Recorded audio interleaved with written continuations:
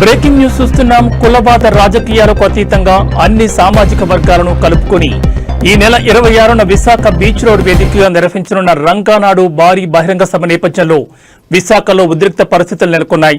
రంగానాడు సభను ఉద్దేశించి కాపు సామాజిక వర్గం నేతలు ఏర్పాటు చేసిన ఫ్లెక్సీలను స్థానిక వైసీపీ కార్యకర్తలు తొలగించడంతో ఉద్రిక్తత మొదలైంది.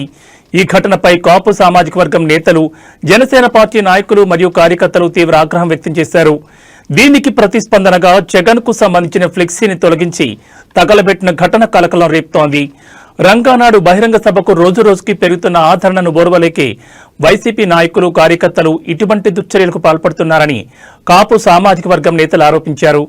మరోసారి ఇలాంటి ఘటనలు పునరావృతమైతే పరిస్థితి మరింత తీవ్రంగా ఉంటుందని వారు హెచ్చరించారు. డిసెంబర్ 26న జరగనున్న రంగానాడు సభకు ఆంధ్రప్రదేశ్తో పాటు తెలంగాణ నుంచి కాపు నాయకులు, జనసేన పార్టీ నేతలు, కార్యకర్తలు అలాగే అన్ని సామాజిక వర్గాలకు చెందిన ప్రతినిధులు హాజరవుతారని నిర్వాహకులు తెలిపారు. కులమత రాజకీయాలకు అతీతంగా నిర్వహిస్తున్న ఈ కార్యక్రమానికి వస్తున్న ఆదరణను చూసి ఓర్వలేకి ఇలాంటి చర్యలకు పాల్పడుతున్నారని రాధారంగా రాయల్స్ సభ్యులు ఆరోపించారు. ఇలాంటి ఘటనలు మళ్లీ జరిగితే గతంలో జరిగిన తీవ్రమైన పరిణామాలు పునరావృతమయ్యే ప్రమాదం ఉందని వారు హెచ్చరిస్తున్నారు. పార్టీలకు అతీతంగా అని చెప్పేసి మేము చెప్పాం. అలాగే అందరికి కూడా అది రిక్వెస్ట్ చేసి మనం ఫ్లెక్సీలన్నీ ఏర్పాటు చేసుకోవడం జరిగింది. రంగా గారి బొమ్మ దగ్గరికి కానీ, గాది బాలాజీ గారి బొమ్మ దగ్గర కానీ ఎవరైనా వస్తే జిల్లా మొత్తం తగలెట్టేస్తాం.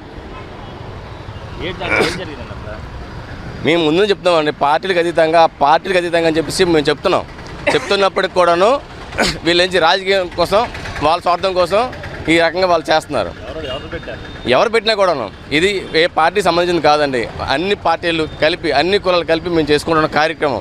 రంగా గారి బొమ్మ జోలికి వస్తే మాత్రం, అలాగే గాది బాలాజీ గారి బొమ్మ దగ్గరికి వస్తే మాత్రం కబడ్దార్ జిల్లా మొత్తం తగలెట్టేస్తాం. దీన్ని మేము తీవ్రంగా ఖండిస్తున్నాం.